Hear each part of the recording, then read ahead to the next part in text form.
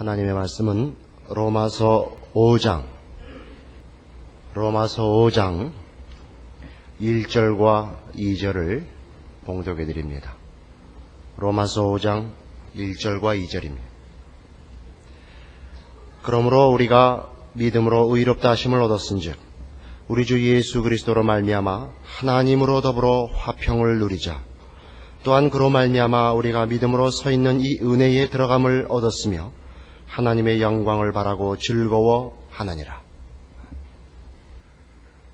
우리는 로마서에 기록된 대로 하나님의 진노 아래 있었던 존재이고 영원한 형벌을 받기에 마땅한 존재로서 우리의 조건이나 노력이나 근거 없이 오직 하나님의 은혜와 사랑과 긍휼을 근거로 하여 이제 구원을 얻었습니다. 이 얻은 바 구원은 우리를 심판과 하나님의 진노에서 구원해냈고, 그리고 하나님께서 우리에게 주시려고 하는 영광된 결국의 자리에 서게 할 것입니다. 우리는 이 구원을 우리가 하나님의 심판과 진노에서 벗어났고 영원한 형벌을 벗어났을 뿐만 아니라 하나님께서 이제 우리를 위하여 준비하시는 영원한 나라로, 하나님께서 우리에게 요구하시는 영광의 자리로 나아갈 것이라는 기쁨으로 이제 바꿔야 됩니다. 그래서 신자가 된 후에 내가 얼마나 큰 형벌을 받을 자리에서 벗어났는가 하는 것을 생각하면서 감사를 하는 것과 마찬가지로 내가 어디로 부름을 받았으며 궁극적인 내 운명과 내 영광의 자리가 무엇인가로 말미암아 신앙생활이 기쁨과 자랑과 설레이는 기대로 가득 차야 된다고 성경은 가르치고 있는 셈입니다. 2절에 있는 말씀같이 또한 그로 말미암아 우리가 믿음으로 서 있는 이 은혜에 들어감을 얻었으며 하나님의 영광을 바라고 즐거워하느니라 라고 기록된 것을 보십니다. 그럼 실제로 신자들이 그의 신앙생활을 즐거움과 감사로 하고 있느냐 하면 대부분의 신자들은 꼭 그렇다고 얘기할 수 없는 경우가 더 많습니다. 그 이유가 뭐냐 하는 것이죠. 가장 큰 이유는 우리가 받은 바 구원이 이 세상을 사는 데 있어서 별로 도움이 되지 않는다는 현실적인 이유 때문입니다. 예수를 믿고 하나님의 자녀가 되었음에도 불구하고 이 세상을 살아나가는 데 있어서 어떤 별로 그렇게 큰 유익함을 받지 못한다 하는 것이 현실적인 이유가 될 수밖에 없습니다. 그 이유가 뭐냐? 이 세상에 대한 기대가 우리의 마음속에서 벗어 던져지지 않았기 때문이죠. 우리가 구원을 얘기할 때 왜 예수를 믿어 구원을 얻어야 되느냐라는 그 당위성이 우리가 하나님의 진노 아래 있다는 것이 인정되지 않는 한 구원이라는 것은 받으면 더욱 좋고 안 받으면 본전이라는 생각밖에 들지 않게 됩니다. 그래서 우리가 예수를 믿어서 왜 영광된 자리에 가야 되느냐 하는 이 문제를 생각할 때 우리가 사는 이 세상에서 우리가 얼마나 고달픈가 하는 것을 제대로 인식하지 못한다면 우리는 하나님을 만나고 영광된 자리로 가야 된다는 것에 대한 기대와 설레임만 없는 것이 아니라 예수를 믿은 우리의 신앙 자체에 대해서도 뿌리 깊은 회의와 갈등을 겪을 수밖에 없습니다. 로마서 8장으로 가보시면 이 세상에 대한 가장 적절한 설명이 거기 나옵니다.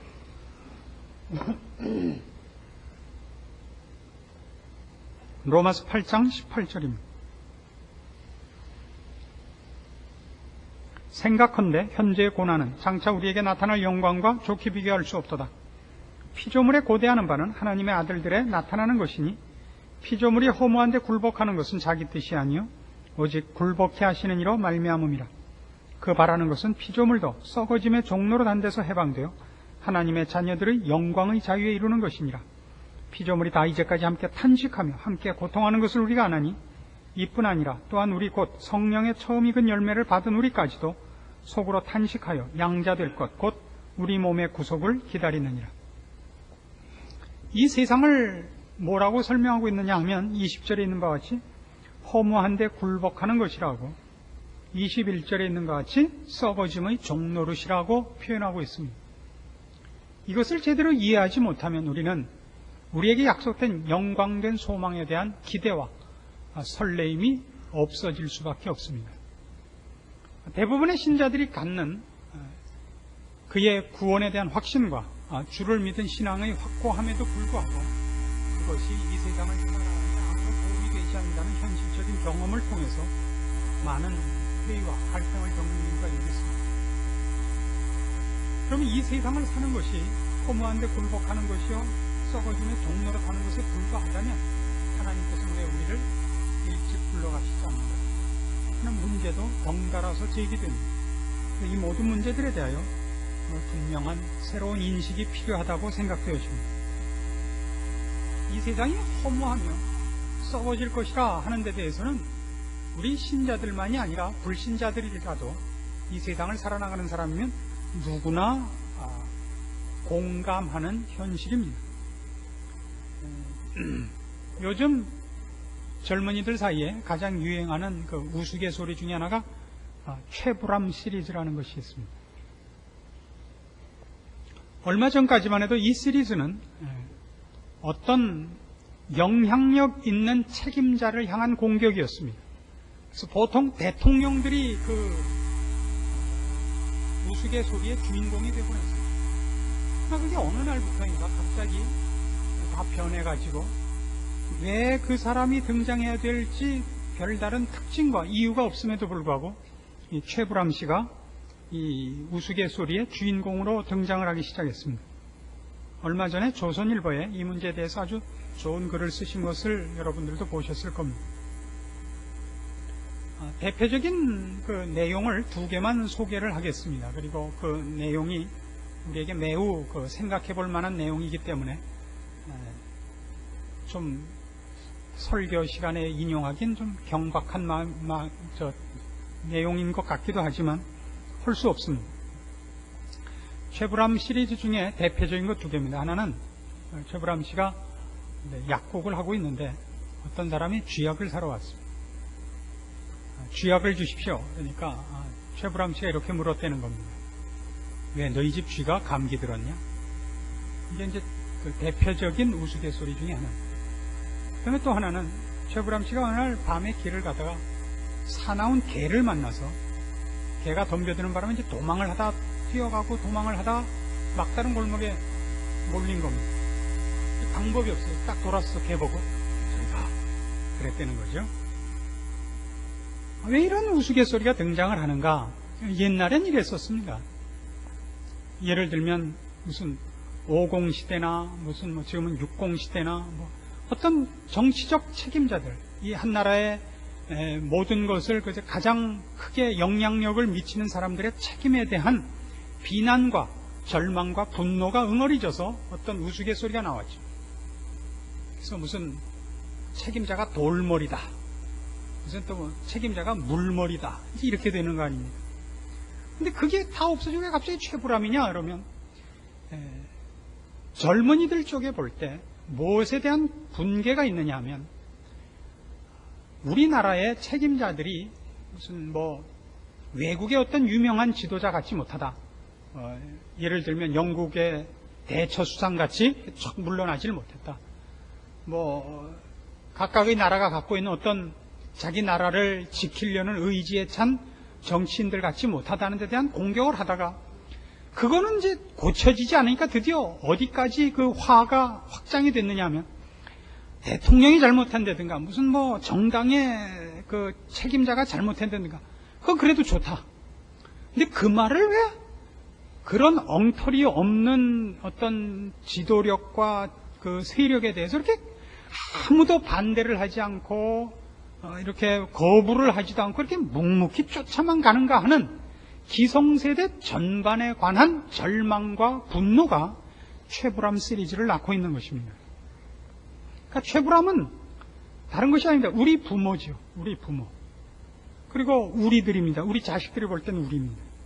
그저 전원일기에서 괜히 마누라한테나 꾀꾀거리는, 그리고 다른 데서는 아무 힘을 못 써서 꿀 따고 나오면 집에 처박혀서 소주나 마시는, 뒷짐 짓고 헛기침이나 하는 기성세대 전반에 대한 불만입니다.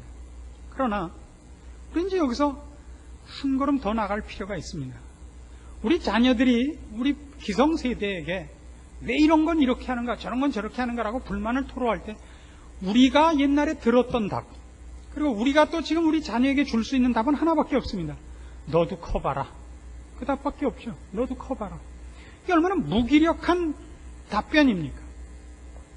그러나 사실이 그렇습니다. 우리 기성세대에 대해서 반발하고 우리 때는 좀 더 나아질 거라고 생각했던 것이 더 나아지지 않았고, 우리 후손들이 자기네 때는 우리같이 살지 않을 거라고 생각하지만 저들 시대 때 우리보다 나아진다는 보장이 없습니다. 우리만큼만 해도 잘할 겁니다. 그래서 구관이 명관이라는 말이 생긴 겁니다. 인간이 만드는 것 중에 더 잘난 것이라는 건 없습니다. 그럼 이런 얘기들을 우리가 무엇으로 이제 제대로 그 맥락을 잡아내야 되느냐 하면, 젊은이들 때는 세상에 무슨 답이 있을 거라고 자꾸 생각을 하는 겁니다. 인간이 이렇게 혹은 저렇게 하면 해결책이 있는데 인간들이 그걸 안 한다고 생각을 하고 있습니다. 그렇지 않습니다. 여러분, 지금까지 살아오면서 배운 게 뭡니까? 세상엔 답이 없다는 겁니다. 이게 뭐 개인적인 얘기라서 참 어려운 얘기입니다만은, 그런 의미에서는 저는 김동길 교수의 연설도 잘 안 듣는 사람 중에 하나입니다. 무엇을 잘못하고 있는가는 그분이 잘 지적을 하고 있지만 그분이 답을 갖고 있는 것은 아닙니다. 제일 잘 쓰는 그분의 표현이 있죠. 이게 뭡니까? 그럼 자기가 대통령이 되면 이게 뭡니까 소리를 안 들을 걸로 생각하시는 겁니까? 그렇지 않습니다. 저는 지금 어떤 개인을 공격하자는 게 아닌 것을 여러분이 오해하지 마시길 부탁을 드리면서, 이런 모든 것은 인간이 해낼 수 있는 최고의 능력의 그 결과가 이 정도라는 것을 우리에게 확인시키는 것밖에 안 됩니다. 인간이 만드는 것 이것 이상이 없습니다. 세상은 그렇습니다. 우리는 기대할 것이 없습니다. 세상에서. 그건 조금 전에 우리가 로마서 8장에서 본 바와 같이 허무한데 굴복하는 것이요 썩어짐에 종노릇하는 것입니다. 그 이상을 인간은 만들어내지 못합니다. 이것이 확인될 때만 우리는 허무한데 굴복하지 않고 썩어짐에 종노릇하지 않는 곳으로 갈 수 있게 됐다는 것이 우리에게 기쁨이 됩니다. 구원은 지금 당장 이 땅에서 이 허무한 것과 썩어질 곳에서 자랑하는 것으로 보상되는 것이 아니라는 걸 아는 데서 기쁨이 옵니다. 많은 신자들이 갖는 최고의 불만이죠. 왜 예수를 믿었는데 이런 어려움이 생기는 거예요? 왜 좋은 신앙을 갖고 사는데 이런 실패와 좌절이 있는가? 아닙니다. 하나님께서 우리에게 약속하신 것은 이 허무한 것과 이 썩어질 것 중에서 무엇을 얻어내는 것에 우리에게 약속하신 것이 없습니다. 우리에게 약속한 것은 영광의 궁극적인 운명입니다. 이 땅에서 우리가 받을 보상은 아무것도 없습니다. 그럼에도 불구하고 우리는 끊임없이 그 보상을 이 썩어질 것과 허무한 것 속에서 구하고 있기 때문에 대부분의 신자들이 이 문제로 인하여 그의 신앙을 회의하곤 하는 것입니다. 요즘 그 TV 방송가에서는 그 개국 몇 주년 기념 무슨 뭐 특집들을 하곤 했습니다. 뭐 얼핏 본 것 중에 하나 이런 게 있었습니다. KBS에서 한 10년도 아직 안 된 걸로 압니다만 이산 가족 찾기 그 기억나시죠? 그 특집을 다시 해줘서 누구야 하면서 그 몇십 년 전에 헤어졌던 부모 자식 간에 혹은 형제 간의 만남을 그 반가워하는 장면을 잠시 다시 볼 기회가 있었습니다. 그때 우리가 다 울면서 봤던 기억이 나십니까? 근데 지금 이제 약 10년도 안 돼가지고 다시 그 프로를 해주는데 여러분 그 프로 보고 다시 우셨습니까? 일종의 분노를 느끼신 분은 없습니까? 저도 일종의 분노를 느낀 사람 중에 하나입니다. 왜요? 그때 20, 30년 동안 헤어졌다가 만난 기쁨에 겨워서 울고불고 얼싸안고 그 다음이 뭐가 됐죠? 그 기쁨이 기쁨으로 연장됐고 그 행복이 행복으로 연장된 가정을 보셨습니까? 그렇지 않습니다. 산다는 것은 그렇게 순수하고 기쁨과 행복을 그렇게 고스란히 간직하기 쉬운 길이 아닙니다. 반갑게 만났죠. 만났을 때 물론 기뻤습니다. 그러나 그 기쁨을 한 달도 연장할 수가 없습니다. 산다는 건 굉장히 살벌한 싸움이고 굉장히 치열한 싸움이기 때문에 결국은 서로 네가 이리 와라 네가 이리 와라 그러다 만나지도 못했다는 거 아닙니까? 우리는 그 기쁨이 연장되지 않는다는 것을 우리의 경험 속에서 얼마든지 확인했습니다. 누가 결혼식을 한다 그래서 그냥 입이 함지박만해 갖고 들어오는 신랑 보면 이야 그 커진 입으로 악쓸 날 며칠 안 남았다. 우리 모두가 알죠. 신부가 이렇게 부케를 들고 웃고 싶은 걸 억지로 참으면서 입을 삐죽거리면서 들어오면 그 얼굴로 눈물 뚝뚝 흘리면서 친정엄마한테 와서 엄마 나 이혼하면 안 돼. 그럴 날이 며칠 안 남은 줄 우리 모두가 압니다. 산다는 건 그렇게 쉽게 웃고 뭐 펄펄 뛰고 그건 TV 광고 때나 나오는 겁니다. 산다는 건 그렇게 간단하지 않습니다. 왜요? 세상은 이 세상의 힘은 우리 모두를 허무와 썩어짐으로 몰고 가고 있습니다. 거길 벗어날 실력이 인간에게 없습니다. 우리만 거기서 구출받은 자들입니다. 남이 썩어진 모습을 볼 때, 남이 허무한데 굴복하는 것을 볼 때 우리는 문득 상대적으로가 아니라 절대적으로 우리가 구원을 얻은 것이 얼마나 굉장한 것인가를 확인하곤 하는 것입니다. 그래서 우리는 이런 분명한 확인을 이제 해야 됩니다. 이런 것이 왜 안 되었느냐? 왜 이 기쁨이 우리에게 자꾸 놓쳐지느냐? 우리가 이 세상에서 어려움을 당하기 때문인 것입니다. 그 어려움을 당하는 가장 큰 이유를 지금까지 설명한 바와 같이 우리가 저 세상을 목표로 하고 있고 허무한 것과 썩어짐의 종노릇을 안 하게 되었기 때문인 것입니다. 그러나 고통스럽습니다. 그러나 그 고통을 여러분이 어떻게 이해하느냐로 이제 그것이 고통이 되기도 하고 여러분의 기쁨이 될 수도 있습니다. 마태복음 5장으로 갑니다.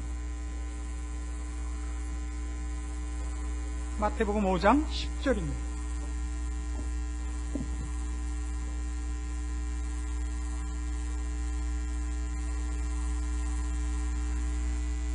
의를 위하여 핍박을 받은 자는 복이 있나니 천국이 저희 것임이라. 나를 인하여 너희를 욕하고 핍박하고 거짓으로 너희를 거스려 모든 악한 말을 할 때에는 너희에게 복이 있나니 기뻐하고 즐거워하라. 하늘에서 너희의 상이 큼이라. 너희 전에 있던 선지자들을 이같이 핍박하였느니라. 성경은 신자가 이 세상과 다른 목표와 다른 원리와 다른 내용을 갖고 있음으로 인해서 어려움을 당하는 것을 당연시하고 있고, 그리고 좀 더 적극적으로 얘기해서 그 환난과 핍박, 그 갈등과 충돌이 세상과 없으면 신자가 아니라고 얘기하고 있습니다. 다시 말해서 우리가 세상에서 환난과 핍박을 당하면 기뻐하라고 그래요. 기뻐하라고. 당연한 것이라고 그런단 말입니다. 당연한 것이라고. 우리가 세상에서 당하는 모든 어려움에 대해서 우리가 난 왜 이렇게 어려울까라고 슬픔과 좌절에 빠지는 건 얼마나 성경이 얘기하는 원리와 그런 의미에서 다른 것입니까? 이런 식으로 따지자면 여러분의 신앙생활에 어려움이 없다면, 여러분이 이 세상에서 사는 동안 고통이 없고 갈등이 없다면 여러분은 타협하고 살고 있는 것이 되는 겁니다. 여러분이 정당히 신자로서 신앙생활을 영위하고 있다면 여러분은 이 세상에서 하루도 편안할 날이 없어야 맞습니다.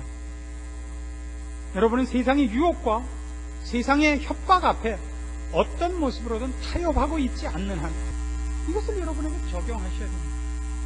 우리가 정당한 신자의 생활을 할 때 세상 사람들이 가장 우리를 골탕 먹이고 우리를 괴롭히는 싸움이 뭐냐 하면 저건 바보야 라는 것이죠.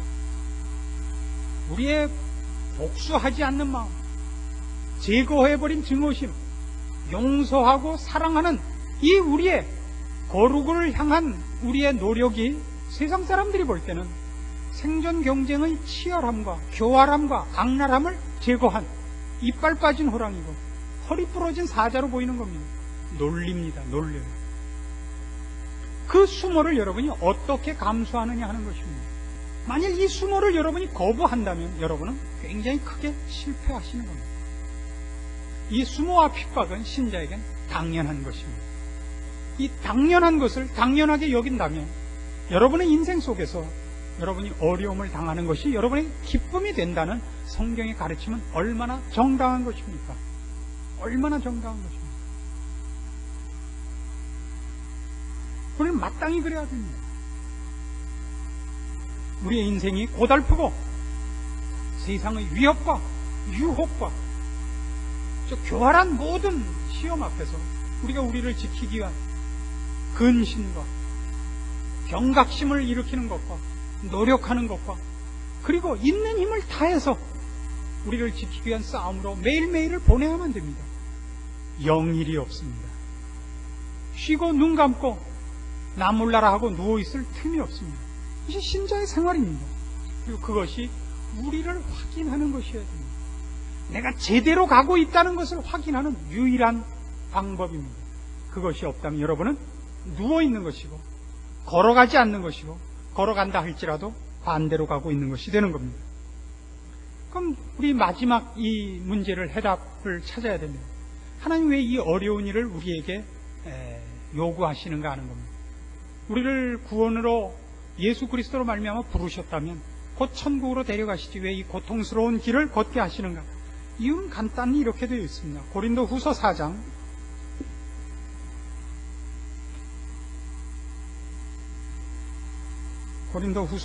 14절입니다.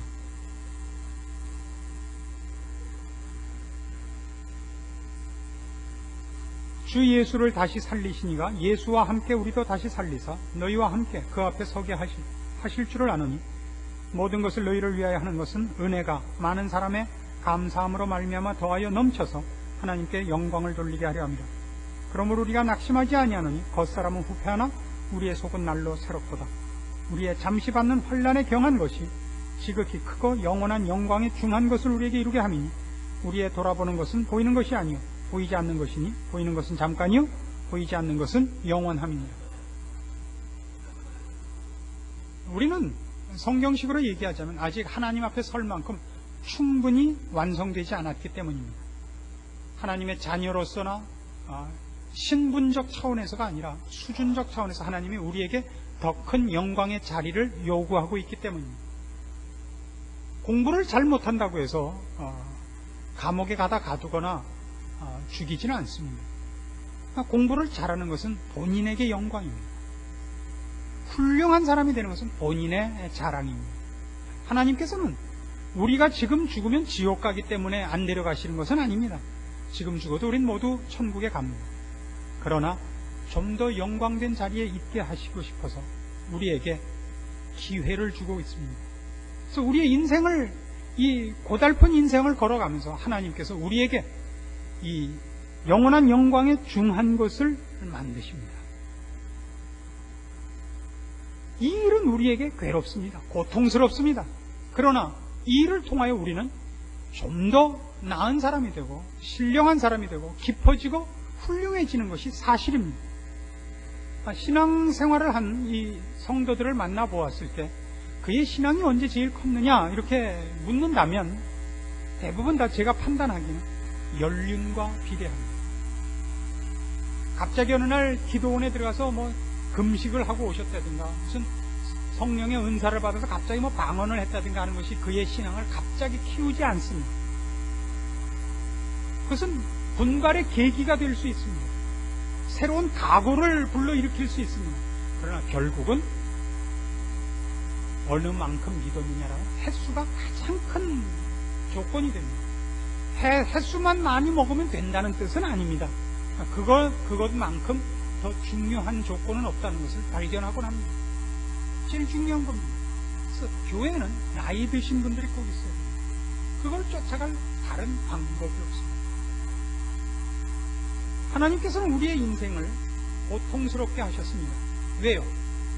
그래야만 우리가 영광된 것을 준비하기 때문입니다. 우리는 이 세상과 등을 지고 천국을 목표로 해서 가고 있기 때문에만 충돌하는 것이 아니라 하나님께서 우리를 고달프게 또한 요구하셔서 우리는 이 세상에서 이중으로 고달픕니다. 사람은 등 따시고 배부르면 생각을 하지 않습니다. 우리의 머리는 불편하고 어렵고 위기와 고난을 당해야만 그 기능을 최대로 발휘합니다. 깊은 생각을 하게 됩니다. 무엇이 소중한 것인가를 생각하게 되고 무엇은 버리고 무엇은 남길 것인가를 비로소 생각하게 됩니다. 편안하면 생각하지 않습니다. 부자는 자식을 잘 못 가르치는 것이 보통 통례입니다. 왜냐하면 자녀들의 요구를 보통 돈으로 메꿀 수 있기 때문입니다. 돈으로 메꿔 버릇하면 애도 버리고 부모 자신도 버립니다.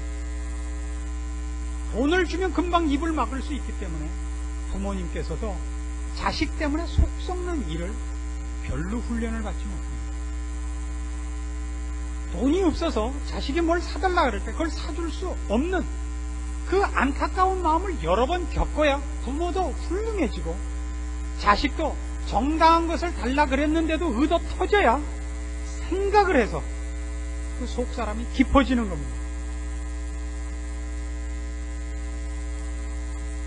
훌륭한 사람은 언제나 어려운 환경 속에서 나오는 이유가 여기 있습니다.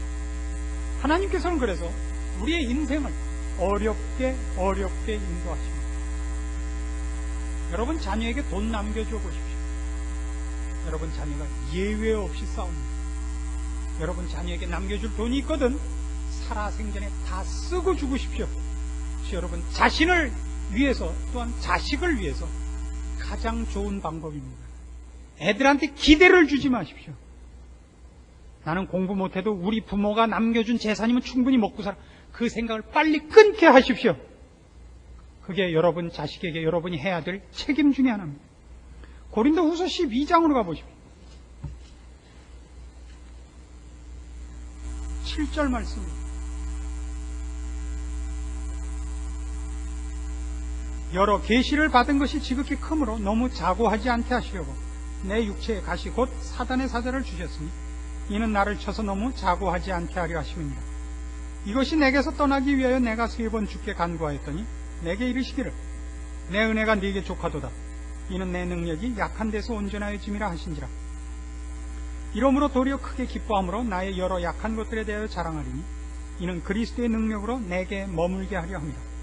그러므로 내가 그리스도를 위하여 약한 것들과 능력과 궁핍과 핍박과 곤란을 기뻐하노니 이는 내가 약할 그때 곧 강함이니라. 하나님을 즐겨 우리를 약한 자리로 끌고 가십니다. 왜요? 인간의 힘으로 해결할 수 없는 자리에 갔을 때만 인간은 비로소 신을 찾습니다. 우리 신자들이 내 힘으로 풀 수 없는 자리에 가야 우리 하나님을 찾고 거기서 하나님의 존재와 하나님의 간섭과 하나님의 은혜로우심과 하나님의 전능함을 맛보게 됩니다. 그것이 우리를 살찌웁니다. 영광의 자리로 우리를 밀고 갑니다. 내 손으로 해결되는 것 속에 있는 것만큼 큰 화는 없습니다. 그것만큼 큰 불행도 없습니다. 내가 모든 문제를 내 손으로 해결하고 남에게 의지하지 않아도 됐던 것. 나는 누구에게 돈을 꿔준 적도 없고 꾼 적도 없어요. 이건 잘난 소리가 아닙니다. 자존심 상하는 것을 꾹꾹 누르고 찾아가서 애골복골해서 돈을 꿔본 사람만이 진정한 인생을 알고 인간이 무엇인가를 알고 인간이 얼마나 처절할 수 있다는 것을 확인하고 인간의 더러움, 배신감, 그 알량한 자존심 이런 것들에 대하여 배우고 스스로 마음을 비울 수 있게 되는 겁니다. 이것이 하나님이 우리에게 요구하시는 것들입니다. 이런 모든 것이 합하여 우리 신자들을 하나님께서 기뻐하시는 영광의 자리로 우리를 몰고 가도록 우리의 인생이 하나님 앞에 보호되어 있고 장악되어 있습니다. 그것이 여러분에게 기쁨이시냐 하는 겁니다. 그것이 여러분의 기쁨입니다. 이제 올해도 다 갑니다. 다음 주가 마지막 주가 됐죠. 한 해를 보내면서 여러분의 기분은 어떤 것입니까? 또 헛되이 나이만 하나 먹는구나 이렇게 생각하시는 건 어리석은 겁니다. 저는 이 1년이 하루 가듯이 갔으면 제일 좋겠어요. 빨리빨리 가서 빨리빨리 천국 가야죠. 이렇게 얘기를 하면 이렇게 묻는 사람이 있어요. 아니 교회는 어떡하고 처자식은 어떡하고 그건 내가 알 게 뭐예요. 나 하나 우선 어떻게 잘 되고 봐야죠. 이 소원이 없는 사람은 순사기예요. 무슨 뭐 교회니 뭐 자기가 맡은 직장이니 하는 핑계로 어떻게 해서든지 하나님 안 만나려고 그러는 거 아니에요? 사실은 처자식은 남편이 벌어먹이는 게 아니라 하나님이 먹이십니다. 남편을 통해서 월급을 갖다 줘서 남편의 체면을 세우는 것밖에 없습니다. 한 해가 간다는 것만큼 기쁜 것은 없습니다. 왜요? 그만큼 주를 만날 시간이 가까워져 있는 겁니다. 그 기쁨이 있으십니까? 없으시면 외우십시오. 이 기쁨을. 서울에서 부산을 가는데 기차를 타고 가도 4시간 반 내지 5시간은 걸립니다. 그것도 참 길고 지루합니다. 이제 거의 다 왔겠지. 그래갖고 그냥 비비 꼬고 있다 이렇게 밖을 내다봤더니 천안 이렇게 써 있으면 그것까지 사람 환장하는 거 없는 겁니다. 1시간 내에 도착 못하면 확 죽을 것 같은데 이제 천안이면 어떻게 하자는 거예요? 그때쯤이면 하다못해 대구는 가 있어야 될 거 아니에요? 우리가 인생을 살면서 우리의 모든 어려움과 우리가 당하는 모든 환난과 괴로움에도 불구하고 한 해가 간다는 것만큼 기쁜 것은 없습니다. 가까워진 겁니다. 그리고 40이 넘으면 순서가 없거든요. 이것만큼 기쁜 것이 어디 있습니까? 그 기쁨이 여러분에게 있습니까? 없습니까? 없으면 만드시라고요. 외우시라고요. 써놓고 읽으세요. 신자가 마땅히 추구해야 되는 정상적인 소원이어야 됩니다. 우리가 얻은 바 구원은 우리로 하여금 하나님 앞으로 그를 만나는 일을 기쁨으로 우리를 몰아가고 있습니다. 그것이 그렇게 작용하지 않는다면 구원이 우리에게 주를 만나는 기쁨과 어서 빨리 그 앞에 가야겠다는 기쁨으로 작용하지 않는다면 여러분은 아직도 구원이 뭔지, 이 세상이 뭔지를 모르는 겁니다. 이 세상이 얼마나 허무한지, 여기가 어떻게 썩어지는 곳인지 여러분 아직도 그 처절함을 제대로 못 느끼고 있어서 아직도 여기가 좋은 겁니다. 아직도 여기가 좋은 겁니다. 우리는 무책임한 사람이 되거나 현실 도피적인 신앙관을 갖자는 것이 아닙니다. 하나님이 우리에게 맡기신 시간과 우리에게 허락한 인생의 이 항로 속에서 우리가 더 닦여져야 하는 것을 믿습니다. 인정합니다. 그것이 다 완성되기를 우리도 기다립니다. 그리고 그 과정 속에서 내가 나만 훈련받는 것이 아니라 나를 통하여 누군가가 또 훈련받는 책임이 나에게 주어진 것을 인정합니다. 그 책임을 우리는 외면하지 않습니다. 그러나 근본적으로는 빨리빨리 돼서 갈 날을 기다립니다. 이걸 대강하고 가자는 소리는 아닙니다. 우리의 책임을 완수하겠습니다. 그러나 가는 날이 있기에, 주를 만나는 결국이 있기에 오늘 우리가 당하는 어떤 어려움도 우리에게 있어서 비극이 아니고 절망이 아닌 것입니다. 이것이 구원입니다. 그리고 이 세상을 사는 동안 우리가 만나는 모든 문제에 대한 실질적인 답입니다. 무슨 일을 만나도 괜찮습니다. 무슨 일을 만나도 괜찮습니다. 우리에게는 비극도 절망도 실패도 없습니다. 모든 것은 다 우리를 하나님 앞에 거룩하고 완전하고 영광된 존재로 세우는 작업에 불과한 것을 믿습니다. 여러분이 스스로 채찍질하시고 여러분을 울리는 것들, 여러분을 괴롭히는 것들에 지지 마십시오. 기도하십시다. 하나님 아버지 은혜를 감사합니다. 우리가 결국 하나님 앞에 설 것을 믿습니다. 이 세상에서 당하는 모든 일들을 통하여 우리가 더욱 하나님의 사람으로 완성되는 것을 또한 믿습니다. 인내하게 하시고 충성되게 하시고 주를 향한 열심히 식지 말게 하시며 세상을 향하여 한눈 팔지 말게 하시옵소서. 예수님의 이름으로 기도합니다. 아멘.